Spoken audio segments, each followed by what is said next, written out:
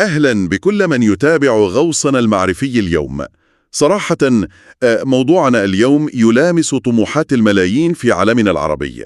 نحن نفتح ملف البحث عن الوظيفة المثالية، أو ما تسميه الباحثة وفاء الوليدي في دراستها بترسانة الباحث عن عمل ذكي. بالضبط. تحية لكل من يستمع إلينا. الرؤية هنا مختلفة كلياً. نحن لم نعد نتحدث عن مجرد نصائح تقليدية لتنسيق سيرة ذاتية.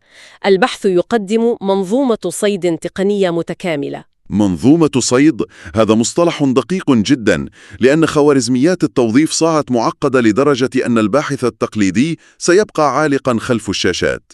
صحيح. الهدف الأساسي من هذه الترسانة هو أن يتحول المرشح إلى الرقم واحد، يعني هو من يختار الشركة وليس العكس أبداً. دعنا نبدأ بالمرحلة الأولى، وهي بناء الدرع، السيرة الذاتية. الباحثة ركزت بشكل كبير على أدوات مثل Rezi.ai وكيك ريزيومي. يعني لماذا هذه الأدوات بالذات؟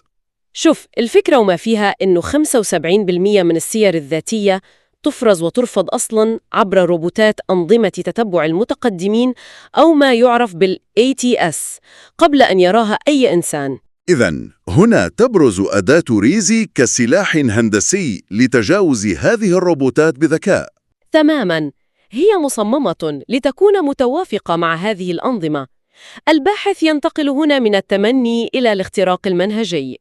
وهناك أدوات أخرى مساندة ذكرت في البحث، مثل Enhance لتحويل السيرة لقصة بصرية، وريزيوميكر للسرعة.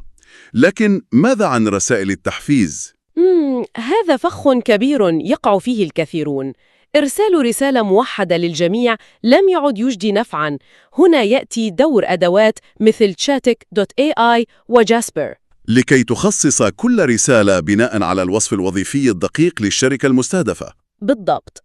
وحتى أدوات مثل Copy.ai ورايتر تقوم بنفس المهمة ببراعة لربط مهارات المرشح باحتياجات الشركة حرفياً. ممتاز جداً. ننتقل الآن لمرحلة الهجوم وبناء الهوية البصرية. صراحة من المذهل كيف يمكن للذكاء الاصطناعي اليوم أن يشكل الانطباع الأول للمرشح على منصات مثل لينكد إن.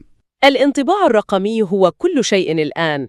أدوات مثل كارير فلو وتابليو تقوم بتحليل الملف الشخصي وتطويره خطوة خطوة ليجذب مسؤولي التوظيف. وما لفت انتباهي حقا في هذه المرحلة هو السحر التقني لأداة Aragen.ai. تقصد تحويل الصور؟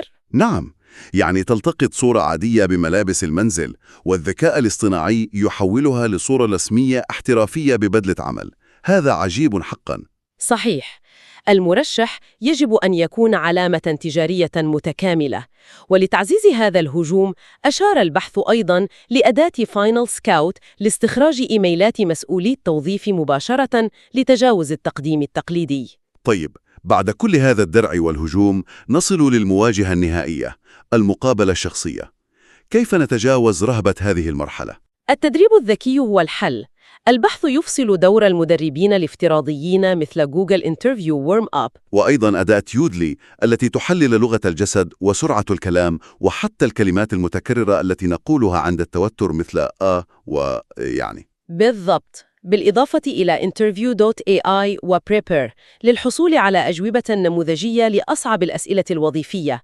المرشح يدخل المقابلة وهو مستعد تماماً ويمتلك ثقة هائلة. إذن يمكننا تلخيص هذه التوليفة الرابحة من البحث كالتالي: استخدام ريزي للسيرة الذاتية، زائد كارير فلو لللينكد إن، زائد يودلي للمقابلة، يساوي المرشح رقم 1. معادلة دقيقة جداً.